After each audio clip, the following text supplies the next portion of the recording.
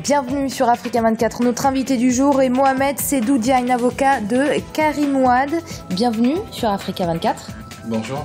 Alors pour contextualiser, Karim Wade, fils de l'ancien président sénégalais, votre client, donc le fils d'Abdoulaye Wade, il est actuellement en détention. Il est soupçonné d'enrichissement illicite. Une plainte pour détournement de fonds publics avait également été déposée en France, estimant qu'une partie de l'argent en cause avait pu être investi dans ce pays. Cette plainte a été classée sans suite. Maître Diagne, comment avez-vous accueilli cette décision?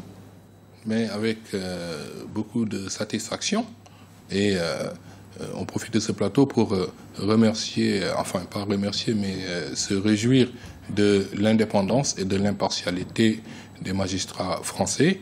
C'était pas une mince affaire, la plainte était virulente et l'enquête a été exhaustive. C'est des gens qu'on ne peut pas soupçonner de complaisance envers Karim Wade puisqu'ils n'ont pas hésité à mettre en examen un ancien président de la République française et mettre tous ses téléphones sur écoute. Donc le parquet financier, c'est vraiment une très forte partie. Et on se réjouit de cette décision qui montre encore une fois l'innocence de Karim Wade pour la plupart des accusations et la totalité des accusations contre sa personne. Alors il sera quand même jugé au Sénégal à partir du 31 juillet devant la Cour de répression de l'enrichissement illicite. Vous dites que le procès ne sera pas équitable. Pourquoi ? Le procès ne sera pas équitable, c'est une certitude aujourd'hui, et qui sera un procès purement politique. Alors, il ne sera pas équitable, il y a des raisons objectives. Il y a déjà une décision de la Cour de justice de la CEDEAO, cette fameuse décision historique du 22 février 2013, qui disait déjà qu'il y avait une violation de la présomption d'innocence de M. Karim Wade, du fait de l'État du Sénégal par son procureur spécial. Alors, une violation de la présomption d'innocence, c'est déjà une violation des droits de la défense. Alors, si les droits de la défense sont violés, le procès ne peut plus être équitable.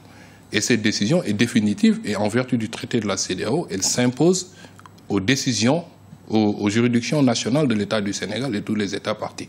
Alors, le procès n'est pas équitable parce que les violations des droits de l'homme sont nombreuses, récurrentes, et elles ne s'arrêtent pas, elles sont continuelles. Et au moment où je parle, il y a encore des violations des droits de l'homme. Elles sont dénoncées par les organisations nationales de protection des droits de l'homme. La RADDHO. Sont-elles basées pour affirmer qu'il y avait eu violation des droits de l'homme? Il n'y a pas que le procès n'est pas équitable, ce que je viens de dire, et qu'il n'y a pas l'égalité des armes. Depuis le 17 avril, date de la clôture de l'enquête, le parquet spécial a le dossier. Nous n'avons pas le dossier. Le président de la Cour vient de nous adresser une correspondance il y a 48 heures pour nous dire « Messieurs, vous aurez un dossier de 47 000 pages une semaine avant le procès ». La CREI est une juridiction qui statue en premier et dernier ressort. Il n'y a pas d'appel. En vertu de l'article 13, il n'y a pas de voie de recours. Et voilà, c'est encore des violations fondamentales des droits de l'homme en termes généraux, mais spécialement de la Charte africaine des droits de l'homme et des peuples. C'est pour ça que les organisations nationales comme la RADDHO, la Ligue sénégalaise des droits de l'homme et Amnesty International ont dénoncé par 2 communiqués, et la Fédération internationale des droits de l'homme, la FIDH, par son président d'honneur, Maître Patrick Baudouin, je pense, notre confrère, il y a une semaine, a également fait une déclaration depuis Paris pour dénoncer le procès de Karim Wade qui ne sera pas équitable. Alors selon vous, le dossier dans cette affaire est vide, et à vous entendre, on pense un peu à un acharnement contre votre client par une justice sénégalaise, toujours selon vous, qui serait instrumentalisée. Alors pourquoi on s'acharnerait sur Karim Wade? Mais c'est plus qu'un acharnement, c'est une opération de mise à mort politique.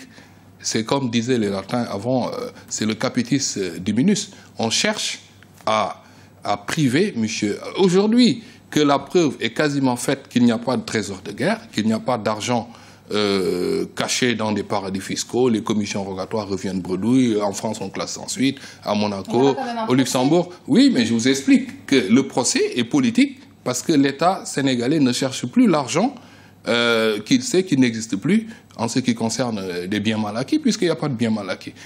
Ils en veulent uniquement et exclusivement aux droits civils et politiques de M. Karim Wade pour l'empêcher de jouir de ses droits comme tout citoyen sénégalais qui peut avoir des ambitions politiques ou même si on n'a pas d'ambition politique, on doit être dans un État en situation de jouir de tous ses droits à tout moment, parce qu'on peut ne pas avoir d'ambition politique aujourd'hui et demain matin avoir une ambition présidentielle. Mais pour ça, il faut être en possession de tous ses droits civils et ses droits politiques.